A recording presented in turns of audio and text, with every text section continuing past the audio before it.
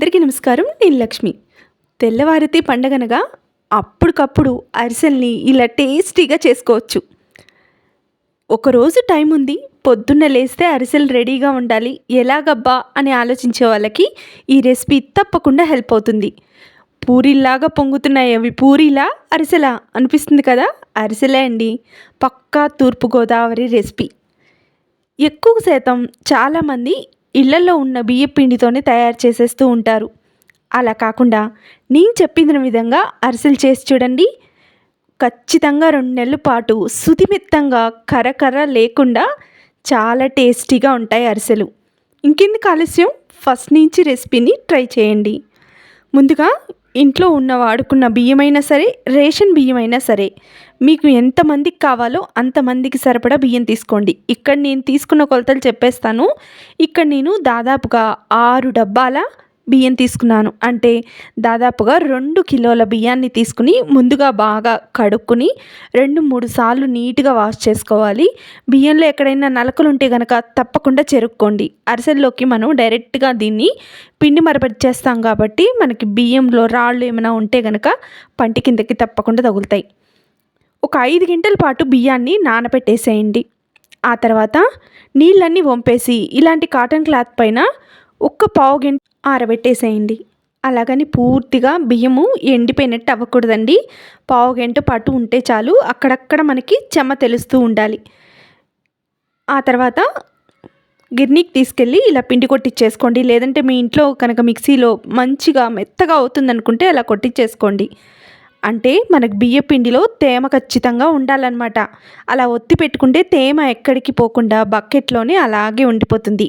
బియ్య పిండి కొట్టించుకునేటప్పుడు మరపిండి కొట్టే వాళ్ళకి ఖచ్చితంగా చెప్పండి, ఎక్కువగా మెత్తగా కాకుండా కాస్త పొలుకుండేలాగా కొట్టమని.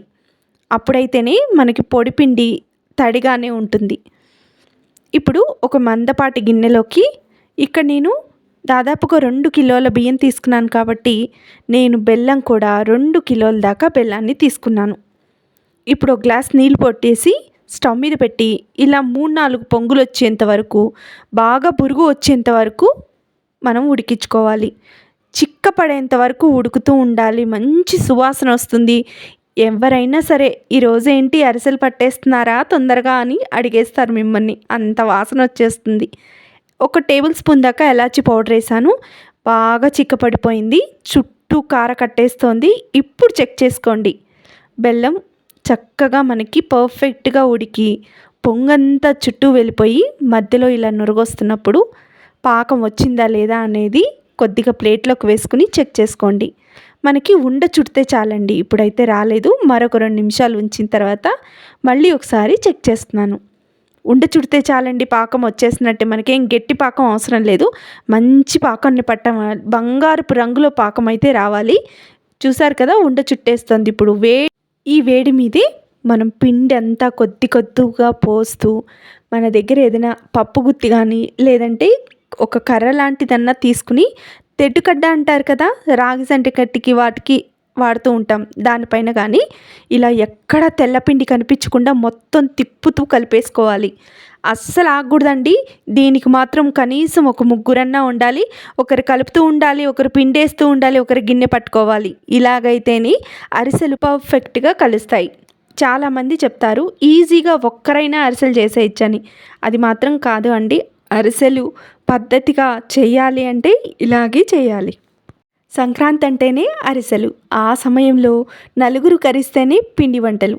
ఆ టైంలో మనం చేసుకునే ఏ పదార్థమైనా నలుగురిలో ఆనందంగా తినడానికే. ఈ సంక్రాంతి పండగకి మీరు కూడా నలుగురితో కలిసి నవ్వుతూ సరదాగా అరిసెల్ని ఈ విధంగా ట్రై చేసేయండి. అద్భుతమైన టేస్ట్, బంగారపు రంగులో వచ్చేసింది కదా చలివిడైతే. ఇలా మొత్తాన్ని తయారు చేసుకుని ఒక 5-10 నిమిషాల పాటు పక్కన పెట్టుకుని ఒక చిన్న గిన్నెలోకి తీసుకోండి. మొత్తం గిన్నెంతా పిండినంతా డైరెక్ట్గా పెట్టుకుని చేసుకున్నారనుకోండి, వేడి మీకు చేతికి ఆనదు. కాబట్టి ఓ పావు గంట తర్వాత ఒక చిన్న గిన్నెలోకి తీసుకుని ఇలా పాలిథిన్ కవర్ కానీ పాల కవర్ కానీ తీసుకుని మన అరచేయి మందానికి తగ్గట్టుగా ఈక్వల్గా తట్టేసుకోండి. ఎక్కడ కూడా ఒక పక్క ఎత్తుగా ఒక పక్క పలచగా ఉండేటట్టు కాకుండా చూసుకోండి. ముందుగానే బాండిలో 1 లీటర్ నూనె పోసుకున్నాను. అది బాగా కాగింది. ఇప్పుడు మీడియంలో మంట పెట్టుకుని చిన్న చిన్నగా అరిసెల్ని వేసేసుకోండి. చూశారు కదా, వెయ్యంగానే పూరీల్లాగా ఎంత బాగా పైకి పొంగుతున్నాయో. మనం పిండిని పర్ఫెక్ట్గా కలిపామనేది ఇక్కడే మనకి తెలుస్తుంది. తప్పకుండా ట్రై చేయండి. అరిసెలు చెయ్యాలి అనుకుంటే ఇలాంటి సంక్రాంతి పండగలోనే నలుగురు వచ్చినప్పుడే చాలా రుచిగా చేసుకోవచ్చు. అందులో నలుగురు చేయి పడినప్పుడే అద్భుతమైన రుచిని కూడా అందిస్తుంది. తప్పకుండా ట్రై చేశాక మీకు ఎలా కుదిరాయో నాకు కామెంట్ చేయండి. బాగా పొంగి కాలిన తర్వాత ఇలాంటి అరిసెల చెక్క మీద పెట్టి నూనె అంతా ఒత్తేసుకోవాలి.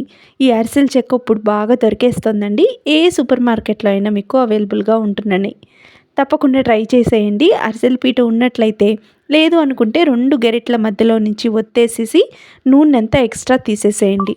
ఇప్పుడు మనకి మంచి అరిసెలు అయితే రెడీ అయిపోయి. తప్పకుండా ట్రై చేస్తారు కదూ. అలాగే కమెంట్ చేయడం కూడా మర్చిపోవద్దండి. వేడి వేడి సుదిమెత్తని అరిసెలు అయితే ఇలా చేసుకున్నామండి. ఈసారి సంక్రాంతికి చాలా లేట్గా చేసుకున్నాం. లేట్గా చేసిన లేటెస్ట్గా చాలా ఈజీగా కూడా చేసేసుకున్నాం. పిండి పట్టించేటప్పుడు కాస్త తడి ఉండేలా చూసుకోండి. అప్పుడే మీకు చాలా మెత్తగా సుదిమెత్తగా అరిసెలు అయితే వస్తాయి. పర్ఫెక్ట్గా టేస్టీగా ఉంటాయి. తప్పకుండా ట్రై చేసి నాకు కామెంట్ చేయండి.